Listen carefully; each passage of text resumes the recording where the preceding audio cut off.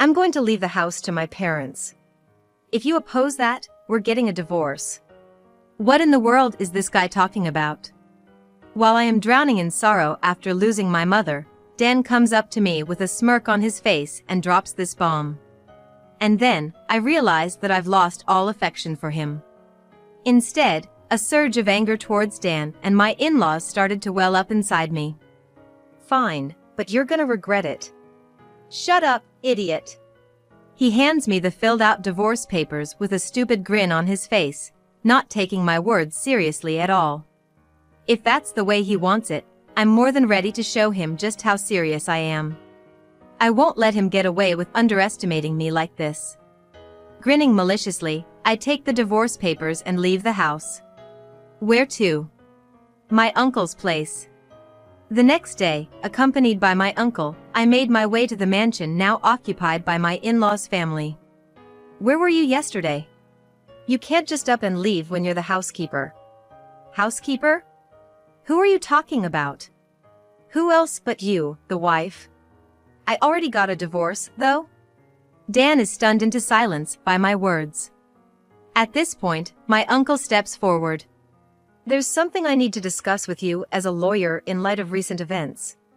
My name is Emma Thompson. I'm a 35-year-old working housewife. I don't have a father. He apparently passed away in an accident when I was very young. As a result, my mother had to raise me all by herself. My mother, a skilled businesswoman, built a huge corporation from scratch all on her own. To make sure you never struggled because of money, especially since we were a single-parent family. I want you to live a long and happy life, Emma, for both me and your father. That's what she always used to say as she worked tirelessly. Thanks to her, we never had to worry about money. Hey Emma, big sis, I was in the neighborhood for work and thought I'd drop by. Oh, that's tough, working even on your day off. Yeah, it is what it is. Oh, by the way, where's that heavy package you were talking about the other day? I can help you with that while I'm here. And my uncle, her brother, would also help us out during his busy schedule, so we never really had to struggle. But the rule in our house was always to take care of your own business. You work for what you want. Mom, can I get a part-time job? There's something I want to buy.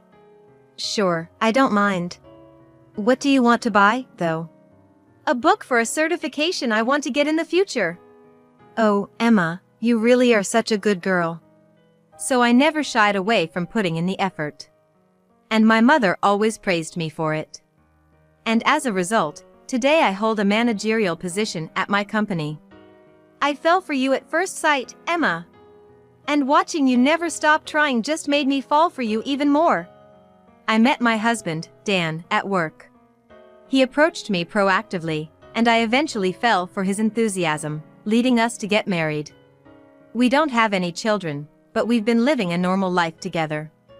One day, I had to work overtime because a meeting dragged on, and I came home late. I'm finally home.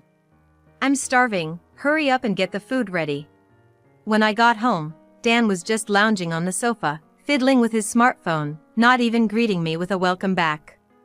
I couldn't help but sigh at the sight of him. I told you I'd be home late today, so go ahead and eat first, didn't I? Oh, did you? I definitely told you, and you even replied that you understood. Whatever, just hurry up and get the food ready. Dan continued to lie on the sofa, saying this. Unlike me, he doesn't hold any position at work. He's what you'd call a perennial employee. I always tell him that I want him to do more housework because of this, but he never lifts a finger. He leaves his clothes on the floor where he took them off and doesn't even try to clear away his plates after eating. When we first got married, he used to care about me and actively help with the chores. You know, I've just come back from work and I'm tired. You, on the other hand, have the luxury of lying on the sofa, so at least get your own food ready. Stop nagging. As if you could have kids. At those words, I snapped. It's true that we don't have children. But it's not entirely my fault. Both of us have bodies that make it difficult to have children. That's the same for you as well. It's your fault. We can't have kids because your body is defective. Despite this, Dan always blames it all on me. Perhaps he feels his pride is hurt because I have a position at work and he's not progressing in his career at all. In other words, he's just jealous and taking it out on me. That has nothing to do with this. If I'm defective for working and doing house chores, what does that make you? Who does neither? What did you say? Are you mocking me? That day, we ended up fighting. Feeling sulky, Dan went to bed without eating anything. I was left holding my head, unable to understand his actions. I've worked so hard, and yet. I muttered to myself while warming up some pre-made side dishes. The next morning, it was a rare day off with nothing to do, so I got up later than usual. Dan's not here, huh? He's usually sleeping till noon. He's probably gone to his parents' house or something. Thinking that, I got ready and headed to the hospital. Mom, I'm here. Oh, Emma. Are you off today? Yeah. How are you feeling? Same as always. My mother had collapsed at work the other day and is currently in the hospital. Knowing her, she probably felt unwell before she collapsed, but ignored it and continued working until her body couldn't take it anymore. Even now, she must be feeling unwell, but she's working from her hospital bed. What about you? How are you doing? I'm fine, really. I replied with a smile to my mother, who was asking with a worried look. I can't give her any more to worry about. You know, the row of the trees in front of the office was beautiful again this year. Want to see the pictures I took? Yeah, I'd like to see them. With that thought, I changed the subject. Then, I had a pleasant chat with my mom and left the hospital after a while. Oh, it's from my mother-in-law. Checking my phone, I noticed a message from my mother-in-law. Honestly, I didn't feel like calling her back, but then she started calling me. Reluctantly, I answered. Where the heck have you been? I was visiting my mom at the hospital. What? You left Dan alone to prioritize your own parent? Her shouting over the phone made me grimace. As expected, Dan seemed to be at his parents' house. His mother was complaining about it. You're always putting so much on Dan. A wife should prioritize her husband. Just because you have a position doesn't mean you can get cocky. And you can't even have children. I wish he'd let her grown son live his own life. Dan always hides behind his parents. It's really pitiful. With those thoughts, I brushed her off and hung up. What's wrong, Emma? You look upset. Oh, hi Uncle. Are you here to visit Mom too? Something like that.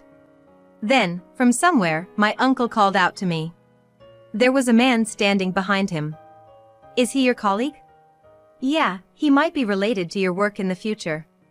Let me introduce you. Bob Smith. Nice to meet you. He handed me his business card, and I gave him mine in return. Afterwards, my uncle told Bob to go ahead into the hospital because he had something to discuss with me. So, who was on the phone? Yeah, my mother-in-law. I explained the situation with a wry smile. Dan, who doesn't do house chores and runs to his parents' house whenever we have an argument. His mother, who defends him and insults me for being infertile. After hearing my story, my uncle looked troubled. I'd rather you didn't tell Mom about this. I don't want her to worry anymore. All right. My uncle nodded, looking concerned. I thanked him and we parted ways. Not long after, something happened. Wait, Mom is... By the time I rushed back to the hospital, my mother had passed away. Stunned by the sudden farewell, I just couldn't catch up and was left in a daze. Unable to think of anything, my uncle firmly supported me and took care of the funeral arrangements. All right. With this, the inheritance is all ours. Really, she was the CEO of a major corporation, wasn't she? I wonder how many millions are in the inheritance. The wife's inheritance belongs to the husband's family after all. We can finally say goodbye to that shabby house. What snapped me back to reality was such an insensitive conversation. Dan and his parents were laughing during the funeral. Get out! Unable to believe their remarks, I froze, but my uncle kicked them out in my stead. Dan and his family tried to resist, but realizing the surrounding people were glaring at them, they left the funeral venue, hurling insults at my uncle. Emma, if you ever want to cut ties with them, just let me know. Yeah, thank you. After that incident, I didn't want to go back to the house where Dan was. So, I decided to temporarily live in the mansion, which was part of my mother's inheritance. This house was meticulously designed by my mother, filled with numerous memories. I planted flowers in the garden to soothe my busy mother, and we played hide and seek in this vast mansion on holidays. Even though she should have been busy with work, my mother always made time for me. Spending time in this mansion brings back those days. If I'm gone, you can do whatever you want with this house. My mother had said that to me when she was alive, and now I'm thinking maybe I should just. Just as I was pondering this, the doorbell rang. Maybe my uncle came to check on me, worried. Since he used to drop by unannounced when I was a kid, saying he was in the neighborhood for work, I opened the front door without thinking. Knew you'd be here. Dan. And. Wow, what a fabulous house. Hey, wait a minute. There stood Dan and his parents. Surprised by the unexpected visitors, they barged into the mansion. Moreover, they brought moving boxes with them, one after another. What are you doing in my mother's house? Your mother is gone, isn't she? This is my house now. No, you're wrong. This house is in my parents' name. My mind went blank at those words. My parents? But it's my mother's inheritance, why would it belong to Dan's parents? Got a legal assistant friend to change the ownership for us. What? How dare you do such a thing without asking? Shut it. A wife's belongings belong to the husband's family. But hey, relax. We'll keep you as our maid. Saying that, Dan grinned. The house will be given to my parents. If you oppose this, we're getting a divorce. What on earth is he talking about? Dan, speaking with a smile while I'm drowning in sorrow from losing my only mother. At that moment, I realized my love for him had vanished. In its place, anger towards Dan and his parents welled up inside me. Fine, but you'll regret it. Shut up, you idiot. Not taking my words seriously, he handed me a pre-filled divorce form, smirking. If he's serious, I'll show him I'm serious too. I'll make him regret looking down on me. Grinning, I took the divorce papers and left the house. My destination? My uncle's place. What the? They've really crossed the line this time. I immediately consulted my uncle, who is a lawyer. Changing ownership without consent is illegal, and normally impossible. Yet they had a legal assistant do such a thing. Don't worry. I'll protect my sister's house. And of course, I'll protect you, Emma. My uncle assured me with those words. And we immediately set out to take action. The sadness of losing my mother had completely turned into anger towards those outrageous people. I won't forgive that unreasonable family. The next day, I went to the mansion occupied by Dan's family with my uncle. Where were you yesterday? A maid can't just leave on her own accord. Maid? Who are you talking about? Who else? You, the wife. We're divorced, though? Dan froze at my words. Taking that as a cue, my uncle began to speak. I have something to discuss as a lawyer regarding this matter. He looked at Dan coldly. By the way, I immediately filled out my part of the divorce papers handed to me yesterday and submitted them. Including that, as I reported, Dan seemed to be in a daze, probably not understanding the situation. He probably doesn't get what's happening here. Hey, what's all this ruckus? Just then, my in-laws popped in, probably having caught wind of the disturbance. That's when my uncle stepped in and clarified that I am the rightful owner of this house, stating firmly that any unauthorized changes to the ownership would be downright illegal. What are you talking about? We've got a legal clerk handling all the necessary paperwork. And just who might that be? You do realize this is a clear-cut case of forgery, right? Leaving my in-laws to my uncle, I turned my full attention to Dan, who who was glaring at me, realization dawning in his eyes. "Don't you dare pull any unilateral moves." "Oh really? And who was it that decided to go off and do things on their own first?" "I haven't done anything illegal, at least." Dan was left speechless by my retort. It's almost laughable how easily he was silenced. I guess that explains why he's never made it far in life. You're infertile, and yet. You always bring that up so quickly, but to be quite frank, you're not in a position to talk. Yes, I do have difficulties getting pregnant. However, there is still a chance for me if I seek treatment. Dan, on the other hand, has been told outright that having children is out of the question for him, even with medical intervention. I might still have a shot at having kids. You, however, are completely out of luck when it comes to holding your own child. That's just. I'll never forgive you for belittling the cherished memories I have with my mother. Dan bowed his head in defeat. And it seemed like my uncle had successfully shut my in-laws up. Pack your things and leave here immediately. And be prepared for what's coming next. Under our icy glares, their faces turned pale. They will regret trashing the house filled with memories of my mother and me, a house they dared enter with their shoes on. My sister had realized that you were going through a hard time.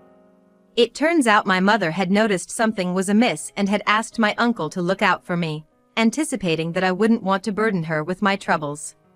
She knew I'd keep quiet, not wanting to cause her any stress.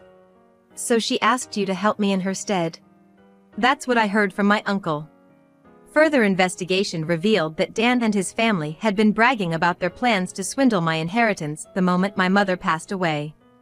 To prevent this, my mother had drawn up a will, entrusting everything to me. She had left the will with Bob, a friend introduced by my uncle. Right here, it states that all of her estate is to be left to her daughter, Emma. And she made it clear that she can do as she pleases with this mansion. It was clearly written in the will that had been entrusted to Bob. Dan's face turned ashen as he heard this, and he started to cling to me desperately. "Please, Emma, I'm begging you. I've already sold our house, and my parents' house is gone too." "What? Why on earth would you do something like that without thinking it through?" It came out that Dan had racked up a significant amount of debt behind my back. And all of it was from spending lavishly at nightclubs. He had taken advantage of my busy schedule to frequent these clubs, throwing money at the hostesses night after night. To pay off his debts, he had sold off both our house and his parents' house. Well, that's your problem, not mine. "Emma, but you're my wife, aren't you?" "I was your wife. Now, you've got two choices. Either face the consequences of forgery or buy back the mansion for $3 million. "There's no way I can." Selling the houses had just barely allowed Dan to settle his debts. There was no way he could come up with $3 million. His parents were in the same boat. Watching him squirm, I decided to file a police report. And as I kicked the in-laws out and took stock of the mansion, I noticed several things missing. Some of my keepsakes are gone. What's the meaning of this? "That wasn't me. My mom said she wanted to sell the stuff she didn't like." So, it turned out my in-laws had taken the liberty of selling things themselves. Looks like I've got more grounds to sue them. In the end, Dan and his family were left saddled with a massive amount of debt. And I made sure he was properly ousted from the company. After all, I'm the president now, having taken over from my mother. "Bring me that idiot wife." In such a situation, the father-in-law stormed into the company. He then went on a rampage, demanding that the damage report be withdrawn and money be handed over, which ultimately led to the police taking care of him as well. What a hopeless parent and child, my uncle and I would say with a bitter smile. So it seems we've figured out who that notorious legal clerk really is. Turns out, that legal clerk was apparently a cousin of Dan's. He manipulated the situation to make me look like a villain, grabbed a hold of my weaknesses to force me into cooperating. Because of this incident, this cousin has been cut off from his path as a legal clerk, holds a grudge against our in-laws, and has been spreading rumors in the family saying I was deceived. They are demons, leading to our in-laws' isolation. So, I've heard it's quite a quagmire now. Man, that family on the other side seems like they've got some crazy blood running through them. Seems like it. Well, they can just drag each other down for all I care. I have no sympathy for them whatsoever, so that's what I thought. So, have you decided what to do with that mansion? Yeah. I've decided to sell it. Indeed, that mansion is filled with memories of my mother. However, it's been tarnished by my in-laws. Plus, that mansion is too big for one person to live in. If Emma has decided that, then do as you please. I'm on your side, my uncle said, showing his support for my decision. And so, I sold the mansion. Luckily, a wealthy individual looking to spend their remaining years in peace quickly bought it. I said my goodbyes to the memories with my mother and left the mansion behind. From now on, I'll be living alone in an apartment closer to my workplace. Emma! Oh, Bob. I heard from the senior, and I came here. I was approached by Bob right after leaving the office. I owed a lot to him for investigating Dan's family and helping me gather evidence. Would you have some time to spare for me? Sure, I don't mind, and with that, we entered a cafe near the office. Thank you for everything, including what you did about my mother. No. I just wanted to be there for you, Emma. Saying that, Bob looked at me earnestly. Surprised, I still looked back at him. I like you, Emma. What? I know things just settled with Dan, and you might not feel the same way right now. But please think about it when things have calmed down. Saying that, Bob gave me his personal contact information. Honestly, I had noticed his actions. But until now, I wasn't able to see him in that way. I'm serious about this, he said, his face turning bright red. At this moment, I found him endearing. Maybe it wouldn't be so bad to get married again. I thought to myself. Sometime later, my in-laws apparently tried to take back the mansion by breaking into it. Perhaps they thought I was still there. However, it was already owned by the wealthy family. Thanks to the various security measures they had in place, Dan and his family were quickly dealt with by the authorities. With their previous criminal record, they were handed a prison sentence. Please, Emma! Help me! I had forgotten to block his number, and just like that, I got a message from Dan. What an idiot. It seems like the in-laws were the only ones who broke in, and Dan managed to avoid trouble by asking around for help. However, he still has debts too heavy for one person to bear. Can't you learn your lesson already? There's no way I'm going to help you. What? We were married once, weren't we? Really, I'm just disappointed in myself for not having enough discernment when it comes to you. I've realized I shouldn't be swayed by you. I need to be more careful from now on. Well, I don't think I need to worry about that anymore. Is that all you wanted to talk about? Emma! Give me another chance to. I'm going to have to pass. Goodbye. With that, I hung up the phone. This time, I made sure to block his number properly. Is the call over? Yes, it's over now. I decided to start dating Bob. We are now engaged. My uncle encouraged me, saying, "This guy is all about sincerity." Bob, I have a hard time getting pregnant, and I'm not young anymore. All I need is you. Besides, family isn't just about blood ties. I genuinely felt that I could build a happy family with him. Then, I talked to my uncle about Dan, Bob, and having children. That's great.